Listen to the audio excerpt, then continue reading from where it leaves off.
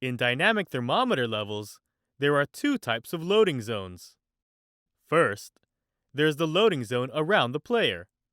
Second, there's the loading zones created by the objects and logic in the level.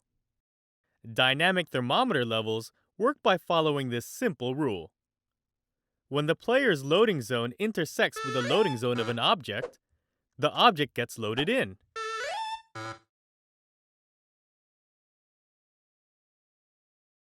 It's important to know when and how loading zones get created and what determines their shape and size. Let's show you how the shapes and sizes of object loading zones are determined and how this affects your dynamic thermometer. Every object in your level has its own invisible loading zone in the shape of a rectangular box around it. When you connect multiple objects together by gluing, they will be considered one object and share a loading zone in the form of a square box around all the glued objects.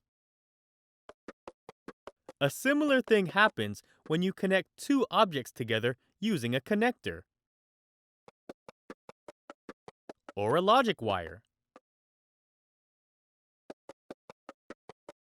Sensors that have a radius also affect the size and shape of the loading zone they belong to. The loading zone will be a rectangle around the maximum radius. Additionally, you can create your own loading zone around multiple objects by using the Loading Linker tool.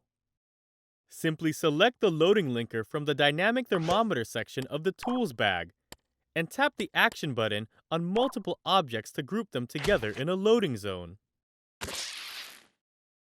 When you are finished selecting the objects, press the cancel button to create your new loading zone.